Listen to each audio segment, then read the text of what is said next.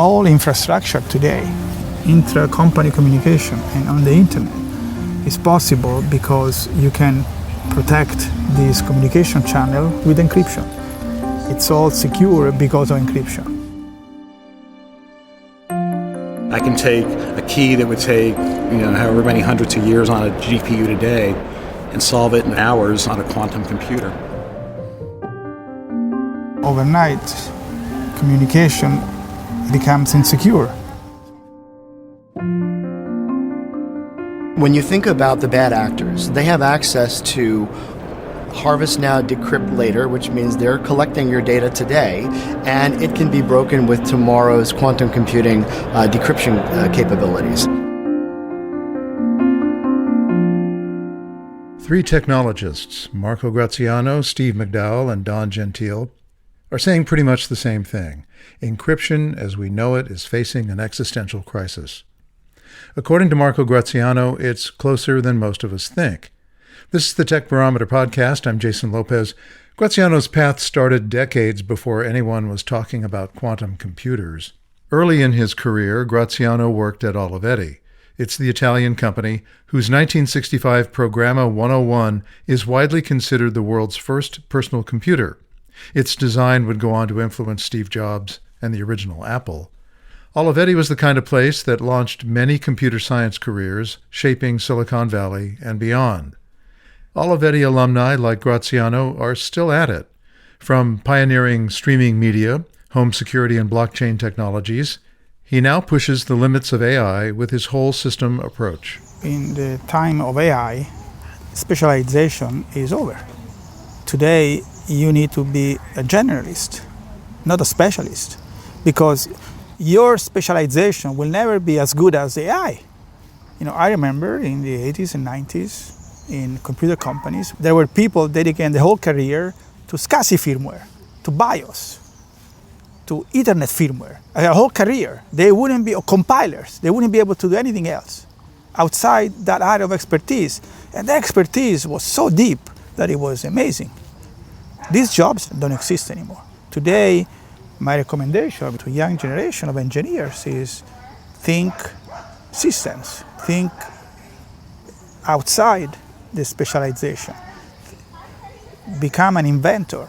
Go back, to Renaissance. What pieces fit together, how they fit together, what working means, right? What is the end goal? This background on Marco's view of technology and innovation helps to understand his concern about quantum computing. The moment I realized that this was an issue is when I read about harvest today and decrypt tomorrow, because that's not obvious. There is a risk today, if quantum computers are not available, for communication that we are exchanging today. Because this communication can be collected, harvested, and become unprotected one day soon. So that realization made me move in working in this. And some of what's being harvested right now isn't sitting in a well-guarded data center. So we know that devices will hit Q-Day.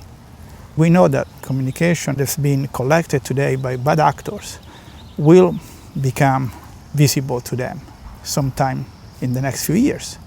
And devices carry critical information, some of them very critical infrastructure, for instance. Think about utility devices, smart grid, and so on.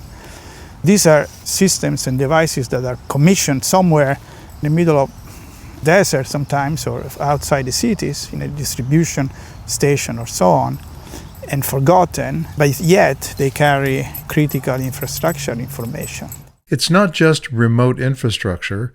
Graziano says the exposure runs through nearly every institution people already trust with their most sensitive information. We can imagine banking and financial institutions, insurance, medical information.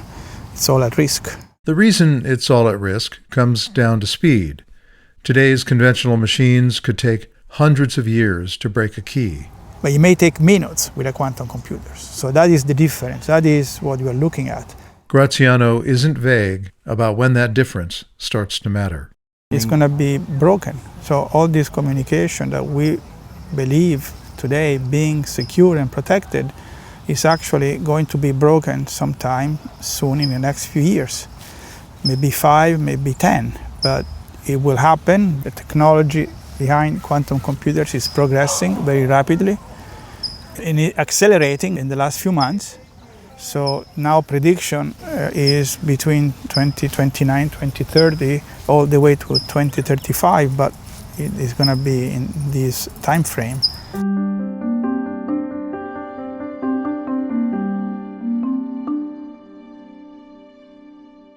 Quantum computers will not be for the masses. They will be used to solve specific problems, which we don't have full grasp yet, but it's clear that it's not going to replace even special purpose computers anytime soon. But one of the things they're good at is in breaking cryptography.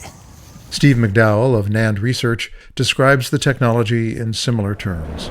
They're very expensive. They're very esoteric. There's only a handful of companies building them, but they're real. And we're starting to see some commercial adoption in the oil and gas industry first. We're already seeing that. But 5 years from now, right, I look at quantum, that's where AI was in 2019. That's where we are with quantum. They are capable of performing millions of computations at once in an instant. And today computers, they do well, but not that well. Though the risk level is high, Graziano says it can be addressed. Now, the good news is that the technology and the software to protected encrypted channels in presence of quantum computers is available.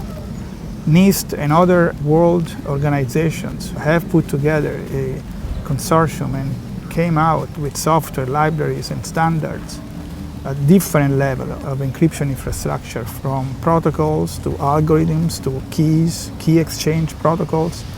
The whole encryption infrastructure has been, in a way, redesigned. But installing those fixes isn't as simple as pushing an update. The transition is not going to be painless because you're touching the core of your systems.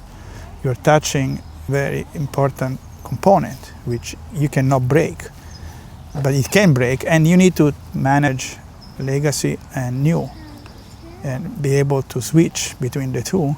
And Graziano says patience for a slow transition won't last forever.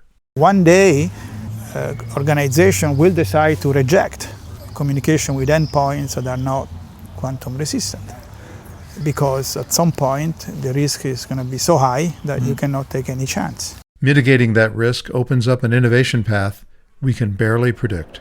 If I'm doing drug research, I'm doing seismic processing, oil and gas, anything that relates to the physical world is going to revolutionize, weather and climate modeling, just because of the nature of how it operates. It's going to disrupt a lot of industries, and we're going to find use cases that we're not thinking of now, right? Those are the low-hanging fruit.